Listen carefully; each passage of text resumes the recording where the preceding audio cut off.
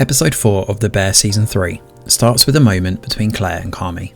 They discuss their favourite days of the week and Carmy says his isn't Sunday because the restaurant's closed and he doesn't know what to do.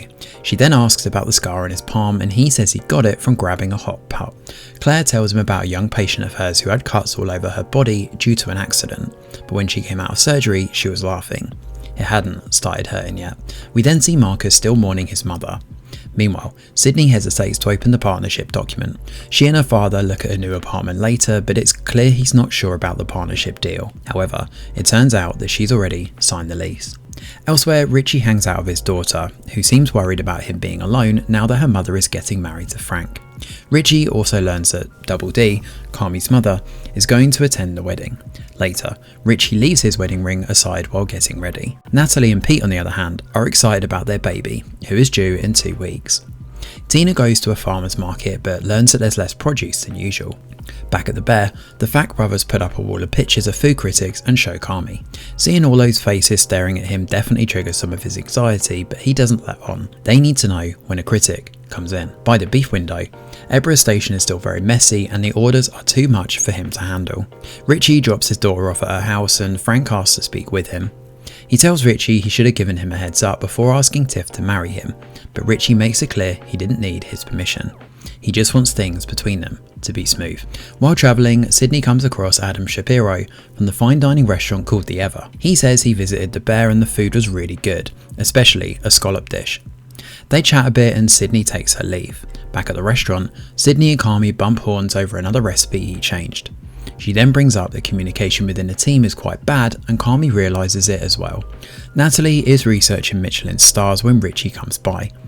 He realises she's worried about the effect her own mental health could have on a child, and Richie sympathises. Nat then assures Richie that Evie would still want him around in her life even after her mother got married again. Natalie then receives a phone call. The two of them go to the kitchen and tell the others that the Tribune is coming over to take photos. This means that a food critic has already been to the Bear and they're going to get reviewed, and that is where the episode ends. Episode 5 of The Bear begins with Natalie sitting inside a church praying. We then see her at home in the dead hours of the night. She's definitely still worrying about how to not pass on her family's specific brand of mental illness to her child. Sydney helps Marcus figure out what to do with all of his mother's things.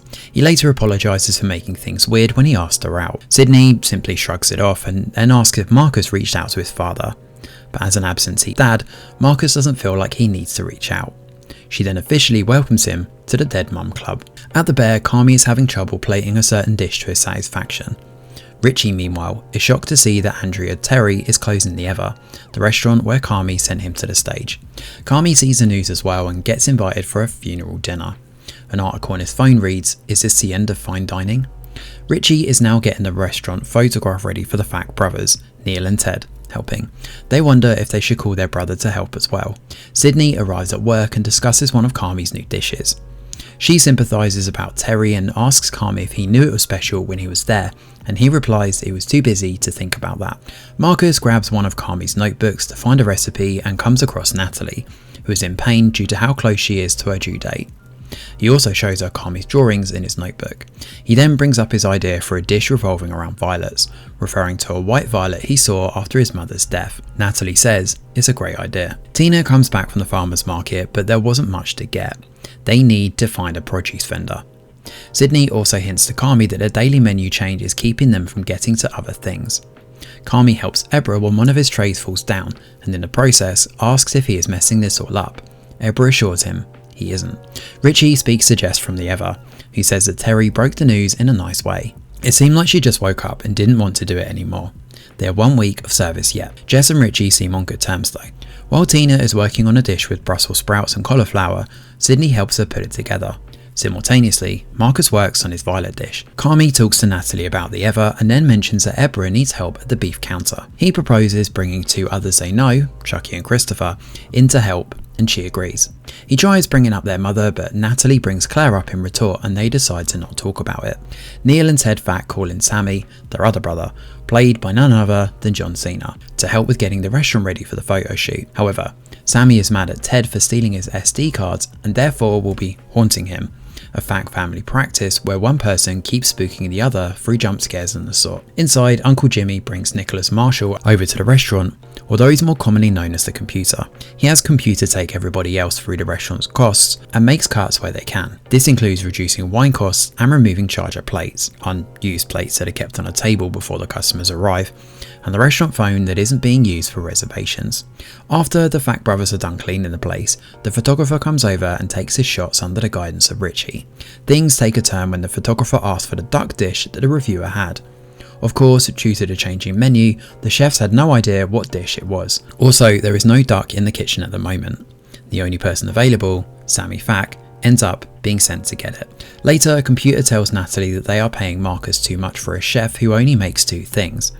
He hints at letting Marcus go, and Natalie makes it clear that that is not happening.